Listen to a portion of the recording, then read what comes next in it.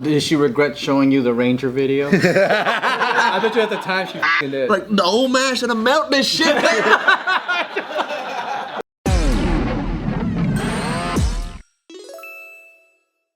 Welcome back to a very special episode of Careful Boys. Today we have with us Mr. Trung Nguyen. Hey! Come on. Thanks for coming. Yeah, thank you for appreciate being you guys here, man. having me. Thank you for your service to the country, my friend. I've known him for a few years now. He first popped up on my Explore page because like I would see like these crazy fucking like dangling feet with the helicopter machine gun videos and shit. So and I'm like, who the fuck is this guy? And I clicked on him.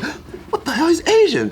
What's this Asian doing crazy shit? He's like in fucking rafts and shit and like camo paint. Dude, that's crazy. And then I would see like, oh, Chicago SWAT. I'm like, what the fuck? He's a fucking SWAT team guy. And then I would like look more and like stalk some more, and I found out he was like a former Army Ranger. So I was like, this guy I have to follow. Like he's just super cool. And I DM'd him, and then he actually told me that he grew up on JK stuff. What? That's so crazy. Like, that's so cool. The Uncle Sam era. No way! Hell yeah, man. But sometimes Hey, when you I turned see out okay. That's what made me.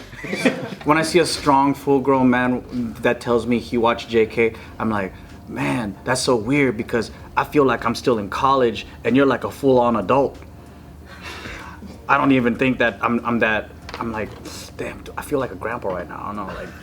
Because we probably have a 10-year difference, huh? Yeah. I'm 30. I will be 39 this year. I'm 40. You're 40? Yeah. Oh, I thought you were 10 years younger or Then how something. did you watch our stuff? Yeah, I thought you in were reverse. Yeah. I grew up with you guys, like around the same age. Oh, okay.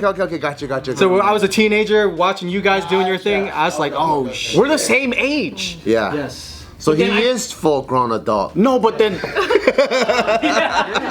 wait you get for what a I'm while. saying. Okay, we have fans who just like, Because generally, yeah, it's like 15 year apart. yeah, like they're usually like 15 years younger or 10 years younger. Yeah. That's why I'm like, damn. That makes sense. Yeah. Because you spent all this time in the Army, all this time in the SWAT teams. So if you just add those years together, you can't be 21. Yeah. Unless You're a soldier when you're 12 years old or something. we have child soldiers here too. Yeah, dude. Well, he's Vietnamese. Yeah. Did you say Chicago SWAT? Yes. Is that what you said? So like, yeah, can you explain some of your story? Because I know you also went to LAPD Academy, right? Yeah. And then like your story is crazy because you came here as a Vietnamese refugee and you did all this crazy shit. Probably better if you tell it than me. How old were you when you came to America? So I came to America when I was like 3 years old.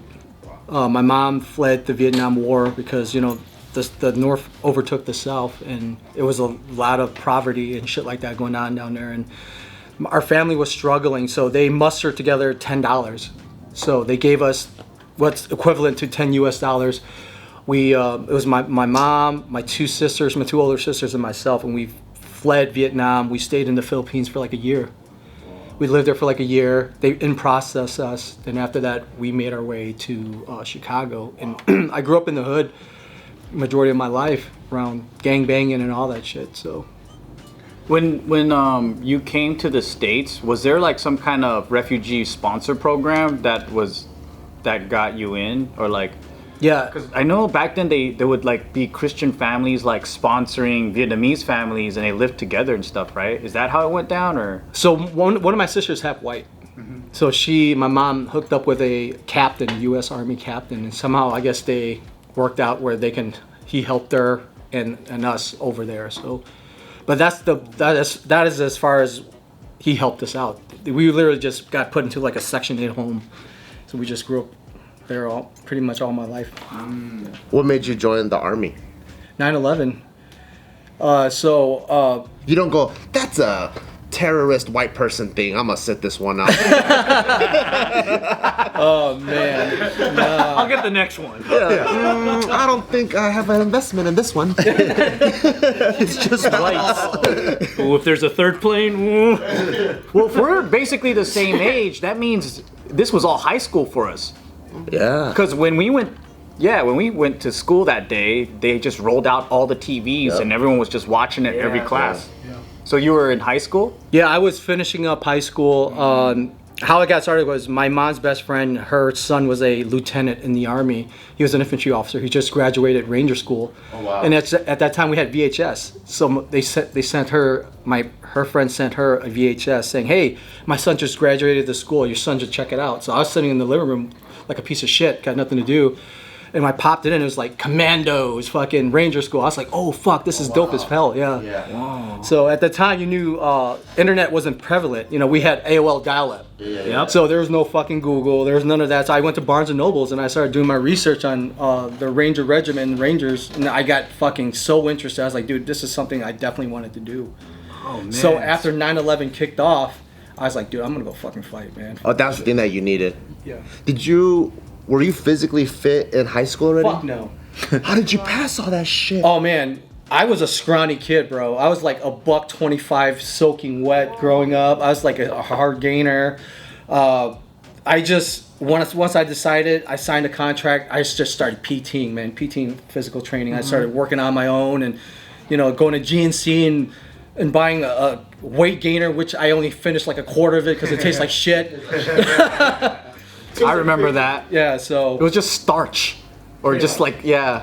But you know what's funny about the Army, about the military, is that if you go in there skinny, you come out heavier. And if you go in there heavy, you come out skinnier. Why? Because now they restrict you to a 3-course meal.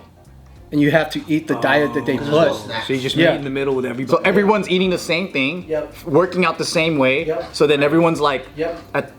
Were you double rations? Did you guys have that? Double rations or? No. So like for us, when you join, like in our boot camp platoon, like let's say if you're fat, they'll go half rations and you'll have like a thing. Like, damn, So when you go to the chow hall, like they like. That's so fucking hilarious. Yeah, when you go to the chow hall and like let's sure. say there's a fucking Salisbury steak or whatever, they just cut it in half and give it to you. Wow. And then if you're skinny, it's double rations. So if you're like $120, you walk up, they'll give you, oh, you get 2. And then our drill instructor was so cool that he was like, anybody that can do 20 pull-ups gets double rations. Because then you don't have to worry about your weight. Like if you can pull your own weight 20 times, It's a lot. yeah. So You just watch the skinny people struggling to eat their double rations while you're like starving. but then that's how people like, if you're skinny, come out. Right. And then if you're, Would you get in trouble if you share? Because like if you're half rations, you're a fat dude and you made a skinny homie, and then you like, can I have like, yeah. you're like, yeah, sure. it's I don't know how Army boot camp is, but you can't really talk. You can't fucking talk. Because while you're eating, like if I'm eating and Nick's eating, we only have like 5 minutes. You have a guy like, eat your fucking food right now. Eat your fucking, eat your fucking, why aren't you eating your fucking food right now? Like taking I'm trying. and then you're like, Here, put some on plate. So are you just like swallowing? yeah, you can't be like, do you want to share? Yeah, their big thing is eat it now, taste it later. Yeah. And they're fucking Taste it later. And they're fucking 5 minutes. It's like really 1 minute, if that. 5 minutes, and you're like 30 seconds. I remember the first day of boot camp, Bart. They fucking smoked the shit out of us all day. Smoking is like they make us do PT, like, hey, get the fuck down. Oh, yeah, just yeah. hazing us. Throwing dirt in your face, spitting on you. So when lunchtime, I remember getting a fucking plate full of food. I was like, fuck yes, I can't wait to eat this thing. I literally had like 10 seconds. They're like, you got 5 minutes. The next thing you know, it's like 30 seconds. 5, 4, 3, 2, get the fuck up, get the fuck up. I was like, I'm still trying to fucking eat. Because the way they count is like this. All right, everybody else 60 seconds, whatever. 59, 58, 59, 56, 55, 4, 47. Oh, yeah. They count like that. So 160 seconds is actually. That's not real. No. Oh man. You can't go timeout. That's not 60. That's not 60. That's not. Excuse me. Can you use your iPhone? So do you think that without 9/11 happening, you wouldn't have gotten interested in the military at all? I think I would have eventually joined, but that really gave me the push to join earlier. Were you trying to say thanks because of 9/11? Now he's a military dude? No, I was gonna say that. That's funny, but no, I was thinking because if you end up in Chicago and you said you grew up around gangbanging and all these negative influences, what makes you ultimately decide to do something opposite? That's true. Like fight for the country. Yeah, it's like if that's kind of your environment, how do you get away from Bro, that? I'll tell you enough what, to, man. Like people say, who you hang out with matters. It's the fucking truth. I'm not gonna say I was a perfect kid growing up. I wasn't. I was ditching school a lot. I almost flunked. I hung out with the wrong crowd. Then I just one day just had a fork in the road. I was like if I keep hanging out with these dudes, I'm gonna be a fucking loser one day, or I'm gonna go the other route and try to change my life. And that's when I decided, like, you know what, no more. You know, my mom went through all this for me to come over to America. If I become a piece of shit, I'm not only letting myself down, but I'm letting the most important person in my life down, which is my fucking mom. So that's why I changed my life around and went back to school and got almost straight A's. Wow. And though my mom was like, you know, typical Asian parents, lawyer, doctor, pharmacist, whatever. I was like, yeah, okay. So I snuck away. At that time, I was already 18 years old. I snuck away to the recruiter and I signed the contract behind her back. Oh shit. Yeah. So a month before I shipped out, I took my girlfriend at the time, my mom, up to Chinatown, and we sat there. And I was like, Mom, I got something to tell you. She's like, what? She pregnant?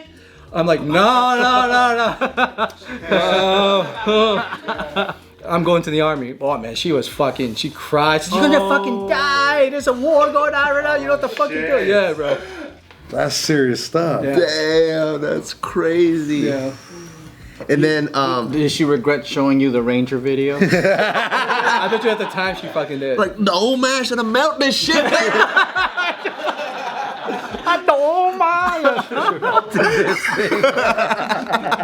Yeah. Stupid. Why did I show him? I influenced him.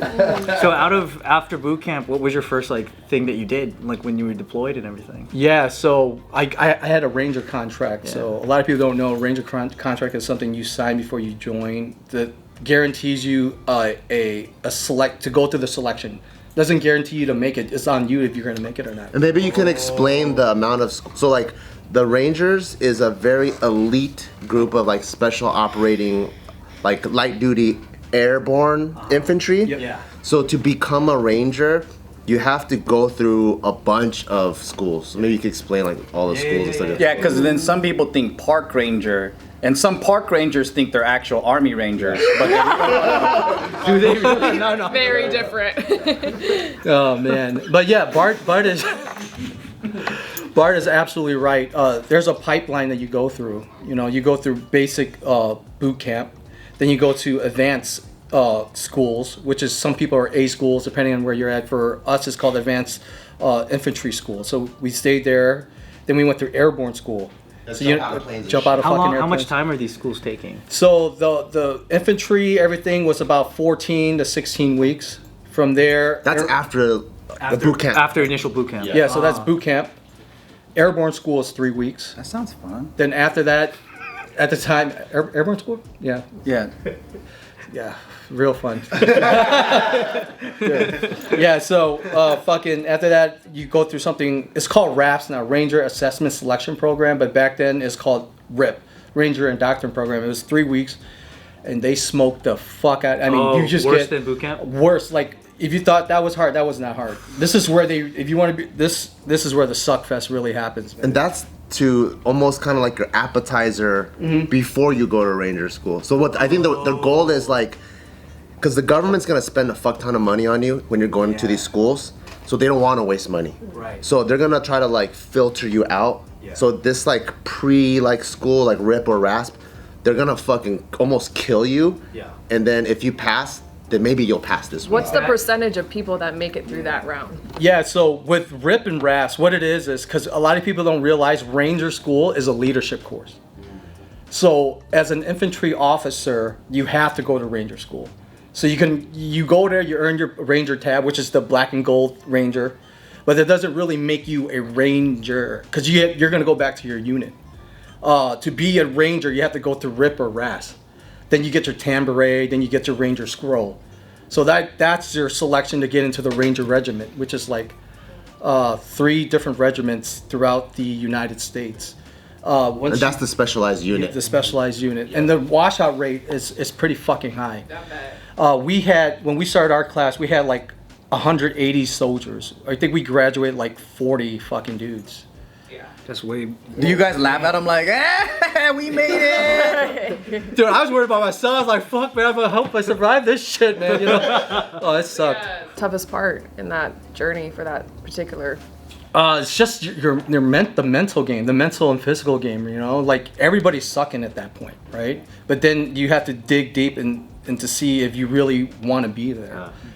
Because a lot of people say they want to do something, they do it, it gets hard, they fucking quit. But when you're out there and it's like, when I went through, it was winter time, and it was cold as fuck. They had us like, out there in coal range, which is infamous, where they take you to beat the shit out of you, pretty much. There was a bonfire. They play psychological fucking games with you. They build this gigantic motherfucking bonfire with sleeping bags, and they'll have like fucking hot dogs. They'll just sit there, right? Oh, fuck, dude. And they don't let you fucking really eat, because they're making you hit the wood lines. You got to go fucking find navigation points and make you do all this shit. So you're up all day, getting your ass handed to you left and right. Sleep deprived. Sleep deprived. You're holding a rucksack on top of your head. And they're like, you can quit anytime. There's a bonfire. Go sleep in bag. Go roast some go grow some hot dogs. And you can smell it. And a lot of guys quit. Oh, and then you see them over there crying, roasting marshmallows. It's just, this is how it starts. I let myself down, man. Dude, this is how it starts. It starts off, everybody don't want to be the first person to quit. Yeah. But once that first motherfucker drops off, then just a trickle. Then now it's like, oh, it's okay. He quit. I'm done too. Then you start seeing all your buddies that you thought there's gonna be a badasses start dropping left and right. Then you really question yourself, like, do I really want this? Plus, it gets harder because if you're in the select few who haven't quit, man, like your mentality at that point with just those few less is it's a different level. You gotta want it. It's like I always tell people, like, you got to fucking want it, like More than the marshmallow. more than the motherfucking marshmallow. Wow. Time like that. That's hard. I love marshmallows. I love marshmallows I had too. a question. When somebody fails, like a thing like that, Yeah. are they allowed to just be like, oh, I'm just gonna go be a regular army guy? Yeah, so we were just talking about that off camera. What happens to those dudes? So the Army, the Navy are pretty smart on how they advertise, like, oh, you can become a Navy. You see all these cool commercials, right? Be a Navy SEAL. But the thing is, their attrition rate is so high, and they know that.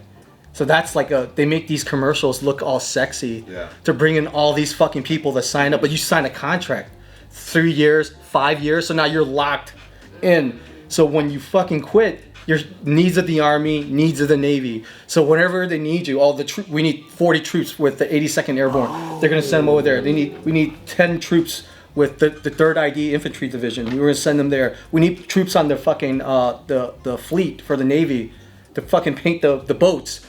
Yeah, you're. Oh, so they find a use for you. Oh yeah, you are. They're not gonna waste their money. Yeah. In it, huh? Like, here's a trumpet. Go play in front of the White House. I can't even play the trumpet. Oh, I always wondered about that. Yeah, you're locked in, bro. You're Uncle Sam's property. So it's almost like, it's kind of like a gamble, and that's the scary part as a recruiter. It's like, it's cool that you can lock in almost, I want to be a SEAL, I want to be a Ranger in the beginning. That's really, really cool. But the gamble is, if you don't make it, then you are at the needs of the Army, versus if you don't do that and you do it step by step, you can almost baby step your way into it. Like, let's say, you know what, I'm just gonna be a nurse in the Army, and you can just sign up for that. But then, like, as you do that, you're like, oh, you know what, I think I can go up the ranks. But then you don't have that direct 2-year like pipeline, Right. So it's kind of like the give or take. Like, do you want something fast and now and guaranteed, but you may not make it, and then anything is up for grabs for your job, or do you want to go like the slower route? But then they have time. So the real school is like after you make it into Ranger school, right? And then you have to do the training to be a Ranger. So the real school, the real Ranger is the RIP and the RAFs, because then you go to the. But here's the thing. To me, I always tell people, you think that's selection? That's not selection.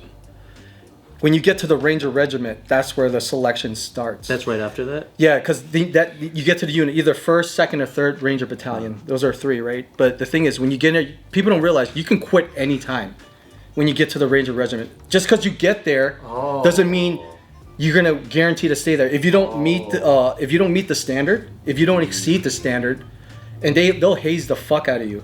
Like, so there's still more, even when you get in. Out of those 40 dudes that were left over, some of them didn't make it. Yes. So you get there. We got our Ranger tambourine. We got our scroll. We thought we're hot shit. I was fucking 20 years old. I was like, yeah, fuck yeah. Chest puffed out high. I thought I was the shit. Got to my unit. Got fucking smashed the fucking first day. Imagine a fucking Jaguar. Those are the fucking veteran Rangers waiting on you, the fucking deer, to come there, right? Your little rabbit. And yeah, and they're just waiting for you. So it's not like you get there, oh my brother. No. I thought it was like, oh my Ranger brothers. No. It's turned up even more. Like they smoke you. You are the fucking new guy. They're gonna turn up on you, and they're gonna make sure that you meet the standard. And if you don't, they're kicking you in the fuck out. They're sending you back to the fucking big army. Do you ever go like, why the fuck did I suck? Oh my god, many times. Oh yeah. People think like you know, oh, seeing those videos like, oh man, or seeing still photo of guys dressed all cool. That's like 0.1%. Most of it is crying. Most of it is fucking what the fuck, man. Like what the fuck did I do? Oh yeah. I have another buddy that's in special forces, and he told me his coping mechanism is every school or every like next thing he gets to, because like you know once you get in, there's a bunch of other schools. You can go to dive school, you can go whatever school, right? So every single one, the beginning is always Haze Fest, always. So every time he goes in, the first thing he does, he assigns a bitch in his brain. He goes, okay, that guy's a fucking bitch. He goes, if the bitch don't quit, I don't quit. But what if the bitch quits then? Yeah, He finds another bitch.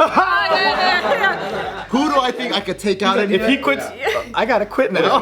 It's like everybody. He says like He just looks in the you just mirror. have to find a way to cope because it's so fucking hard. Yeah, you got it. And if you do it for yourself, he goes, you probably quit on yourself because it's so. There's no point. Like you're gonna. Right. Just to have like that healthy competition within somebody. Yeah. So you just said someone here is a fucking bitch. You're the bitch. Who's a bitch today? That's so crazy. Yeah, like we do the same thing, and like when I went through, I was like, if somebody fucking quits, it's like another fucking soul being sucked. It's gonna make me fucking stronger. You know what I mean? Yeah, I felt like Jet you know. Li, the one.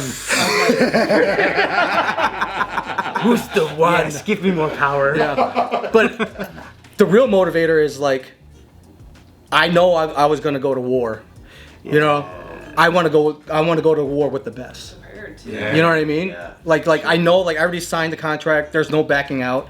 Yeah. Do I want to go to war with fucking varsity or junior varsity? I'm gonna fucking go to war with fucking varsity, dude. So I'm gonna do whatever I can to get on this fucking varsity team. Can you say where you went? Yeah. Oh, where did you get deployed first? I went to Mosul, Iraq, in 2004. Was my first deployment. Yeah. Wow, 04. Yeah. So it was, man. It's like one of those things that we're on a C-17, and right as soon as the back door opened, that whiff of air comes in. You're like, dude, I'm not in America anymore, man. You could just smell like you're in another fucking foreign country. Did it smell like pita and falafel and Shawarma. Yeah. It smelled like fucking curry. Oh, that's nice. Cause I feel like that when I'm in Thailand. I'm like, ooh, gas and fish sauce and something. Gas. Very, very similar experience, I'm sure. That's almost the same. All right, well, on part 2 coming up, we're going to get into what it was like when Trung was deployed. Stay tuned for that.